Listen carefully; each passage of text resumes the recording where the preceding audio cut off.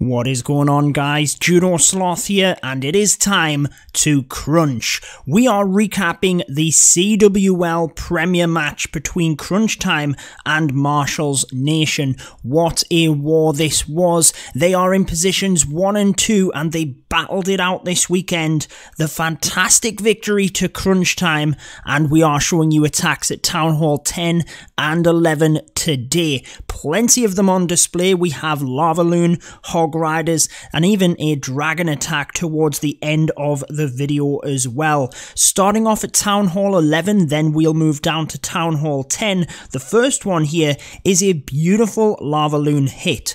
You will have seen the funnel that was set up initially. Now we are pressing that kill squad forward, and we've taken out majority of the defenses in this right hand side compartment of the base. It's quite easy to access the expo and funnel our Lalo around the base from this point with the position of the air defense. So you can see that happening now over to the right hand side, and then that will be reinforced over towards 1 o'clock as well. Then the Lalo will press right the way down the base.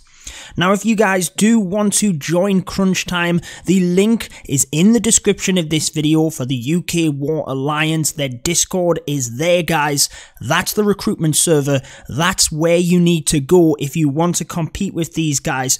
Go and check it out. You can see how just taking some of the defenses on that left-hand side as well with the battle blimp, just helping to press everything down, and a couple of balloons on the back end, obviously used to tank that wizard tower, but also taking out a defense whilst we're at it. We then have a good spread on the balloons for cleanup, minions in as well. This base was absolutely crushed.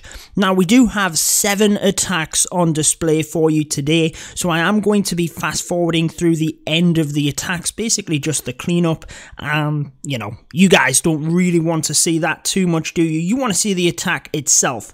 Getting into the next one, a heavy kill squad is again in position on this one, and you'll see the importance of it. A couple of balloons just to take out them Teslas and set up the funnel in themselves. We then have 2 golems. Again, you have to be thinking about how far you want to commit with your kill squad. In this case, you will see just how much damage and how much percentage is taken from the kill squad before the hog riders come in. Now, if that's the case and you're taking a big kill squad and you're wanting to get a lot of defenses from it, that's why we have the 2 golems. We need to be able to tank all the way through to the enemy queen, and you will see the inferno towers sitting there as well. So basically, this entire southern section is going to be taken out with our kill squad. Very nice use of the Grand Warden's ability right as the Eagle artillery came down. The tome was there, and the king, queen, and bowlers now just press through them final few defenses. The dragon will go down in a second, and then the queen's ability will be popped as she gets up towards the inferno towers. However, the hog riders are already in. That is very nicely timed to try and help the queen. As you can see, she is unfortunately going to go down. Didn't quite manage to protect her enough, but the idea was there. It's not going to matter though. We've managed to get so much from that kill squad. The hog riders are going to be able to get through the end of the base here. The Grand Warden swapping across to the hog riders wasn't the worst thing in the world. Helped to get them through the end of it, but honestly, heal spells everywhere, swagged one at the end, it wasn't even close coming down to it. Did get a nice split on the hog riders just to take some of them trash buildings at the top, but it was in the bag all day long. We have one more Town Hall 11 attack for you, then we'll move on to some Town Hall 10. Haven't really even told you the score yet, have we, guys? It was super close, 116 to 115. Crunch Time getting it on percent there as well, so massive congrats to both clans. They put up a fantastic display here, and it's always a pleasure to see this level of competition in the game. So we have one more Lalo attack at Town Hall 11. Again, just check out the kill squad here. A couple of balloons able to sneak in and take down the cannons. We also have giants to tank for wall breakers here, and then provide that little bit tankage through the base as well. So the wall breakers allow the king and queen into the expo compartment here, and notice how we are literally just going to have enough in terms of getting what we want. That is where the giants really come into play. A couple of them get sprung off the map there, however the CC is lured, the queen is over there as well, so the attacking queen is going to be able to take down all of that.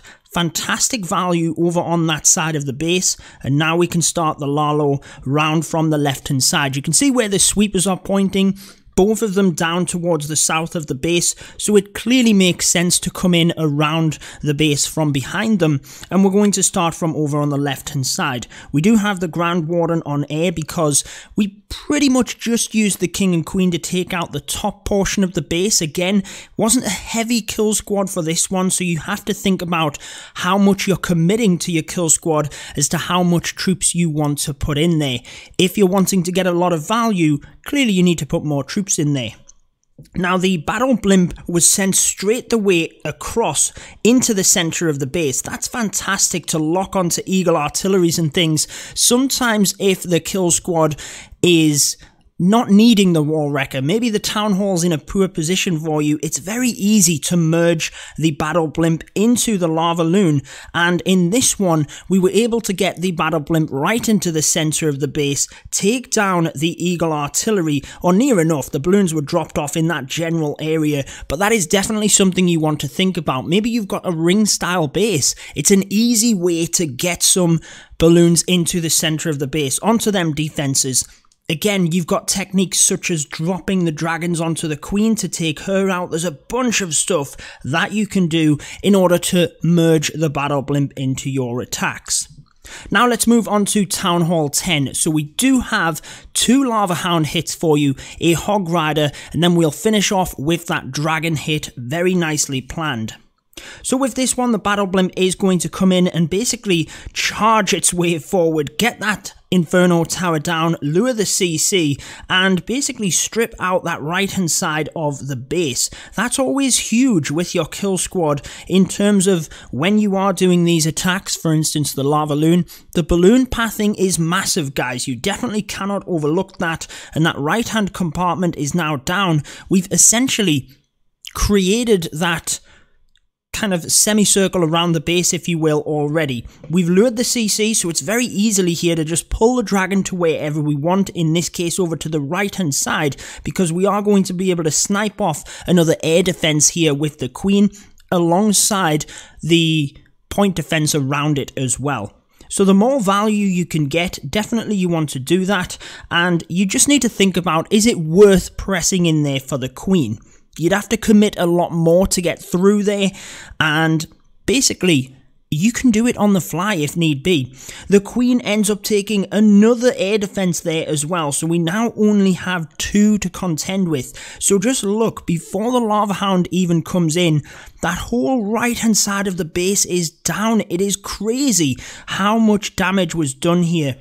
So 3 Lava Hounds come in, and that is enough tankage for the rest of the raid, to be honest. Rage right on top of that queen. Again, you can kind of wait until she locks onto a couple of the balloons. Even if you lose 1 or 2, you do not want to miss with your raged skellies, and down she goes. From this point, we still have Lava Hounds tanking and balloons coming in from each and every angle. Spells are going to be swagged pretty much. Didn't really need them towards the end there, and then it's all clean up from this point, and so many troops left on the map. Again, fantastic stuff. The battle blimp Sui hero method at Town Hall 10 is definitely something you want to be trying to practice in order to put into your arsenal. It is a fantastic strategy, guys, and you don't always have to finish off with the lavaloon.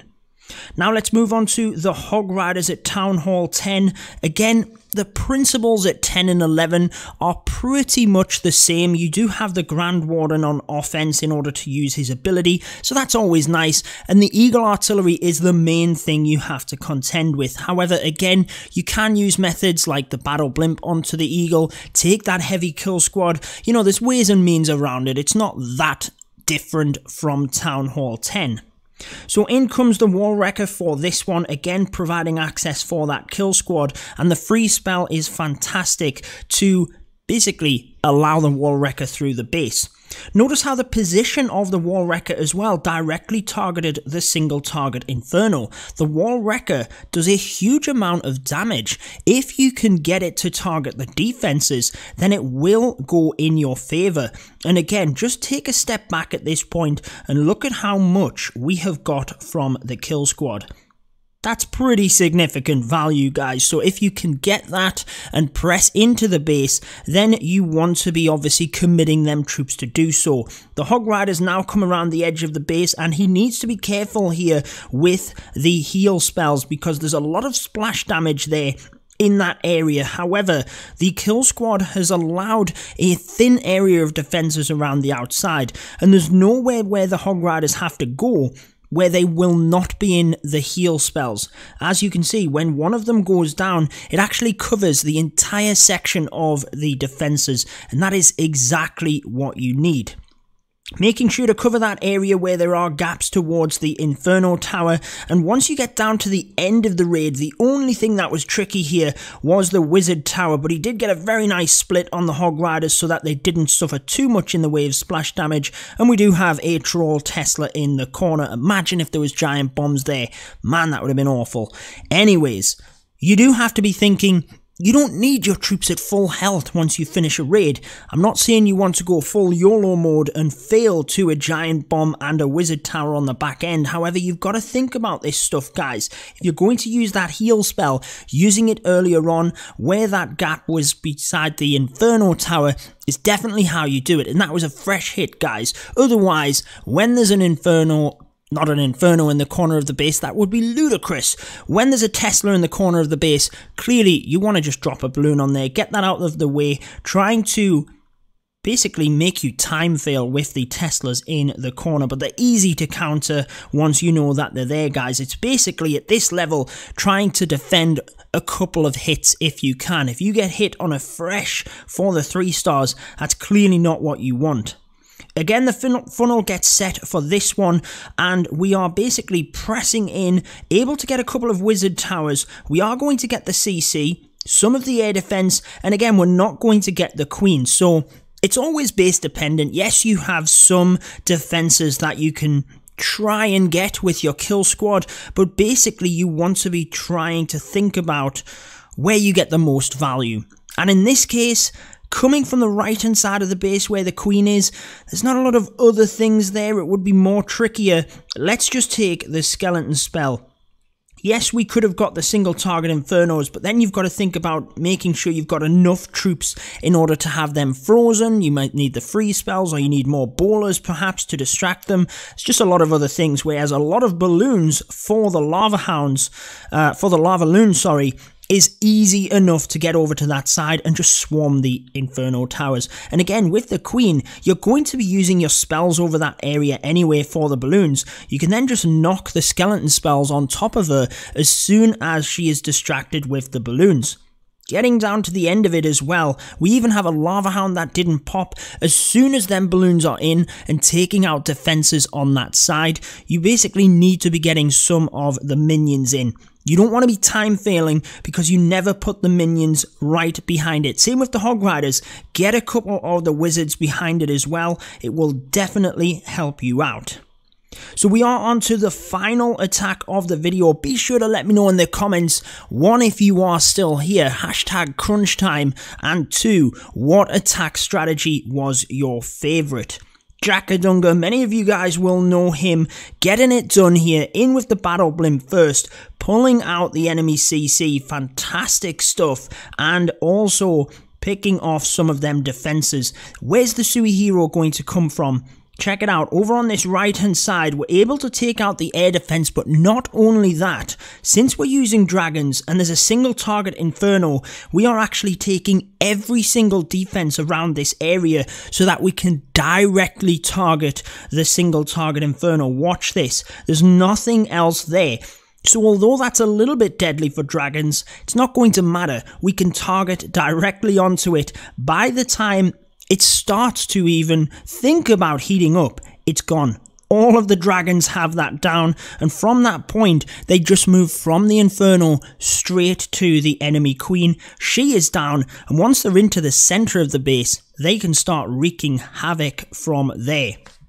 I also like the use of the balloons up at the top there. Using that haste spell, just basically take out that air defense. Would have been horrible for the dragons to get there. They'd kind of pressed into the center of the base.